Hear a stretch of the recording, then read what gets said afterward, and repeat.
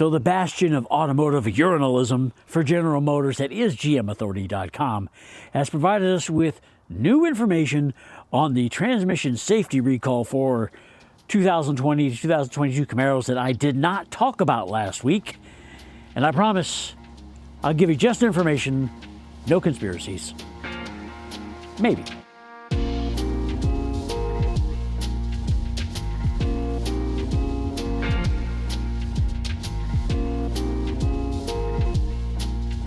Welcome back, everyone. JR here with the Dirty Daily. And if you've been living under a rock, living off-grid, not paying attention, not looking at the interwebs, whatever, and you haven't heard about the GM safety recall N242480630, here's my summary from last week. It's a safety recall for a transmission control valve that I read somewhere they said was made from faulty materials that can get excessive wear before it should. It could lead to a transmission leak, a drop in transmission fluid pressure, which could lead to a momentary lockup in the wheels while driving under certain shifting conditions, and that, of course, is bad. Now, after that point, I cut the remainder of that portion out of the video because I had bad information. I had incomplete information about the resolution. Under the terms of the recall, right now, you bring your vehicle in, and they put a software patch that will monitor the transmission for the excessive wear on the transmission control valve body. And through some technological wizardry, it's able to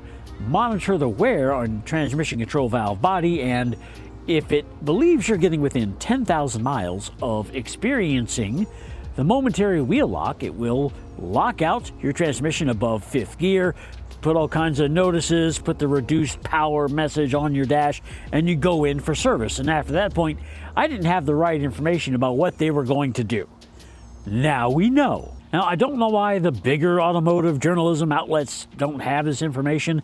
I saw there was a whole bunch of articles from 3 or 4 days ago just talking about the recall itself, but not what I'm about to tell you that has come from, and I hate to say it, GMauthority.com seems to be the only media with this information, besides the actual GM safety documentation. But GM is upping the warranty coverage for this safety recall from 10 years, 100,000 miles, to 15 years or 150,000 miles from the date the vehicle was placed in service, whichever comes first. I assume placed in service means the date of the software patch? Maybe it's the date of purchase? I don't know, but this warranty coverage is transferable, regardless of who owns the vehicle when the issue occurs. Now, when the software does its thing and within 10,000 miles predicts you're going to have a problem, you bring your vehicle into the dealership for service. Now, under the special coverage program, they will do the following free of charge. Replace the transmission control valve body and associated seals, filters, and add 9 new quarts of Dextron ULV transmission fluid. 9 new quarts of fluid for free. That's worth your price of admission right there, if you ask me. So that's new fluid, no transmission flush. But wait, there's more. But you're probably asking yourself, JR, I've already had this problem. What do I do? Which is a question I brought up in that cut portion of the video, by the way. But you, my friends, are not left out. The special coverage bulletin says GM may reimburse you for, quote, reasonable and customary expenses in accordance with what amounts to be a large paragraph of legalese that I will copy down in the description because I can't possibly read all that here. But I think I can confidently say they are fixing it. A guy I know said he just had the work done on his truck. I assume it was under the similar recall. There is a similar control valve recall for some trucks. And so they are fixing them. And if you've already had the problem and had it fixed elsewhere, there is an option for reimbursement if you meet the conditions for customary and reasonable expenses for said repair. I am trying not to get my tinfoil hat. I'm trying. But the skeptic in me can't help it. I have to ask.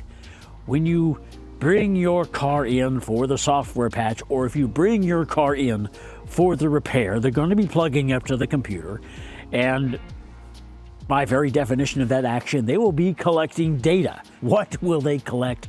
What will they do with it? Will they apply the information to the repair. If any of the data suggests that you are improperly driving your vehicle, will they hem and haw over the repair?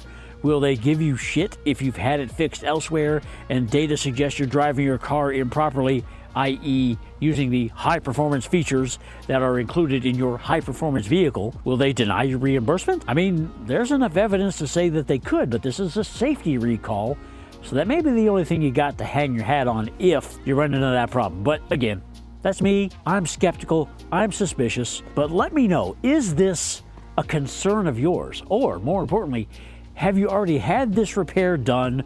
How did the process go for you, especially if you had to go the reimbursement route? Did they give you any problems? Did they fight you at all? I want to know. The people watching this video want to know. Let me know. But until next time, I'm JR, and I am out.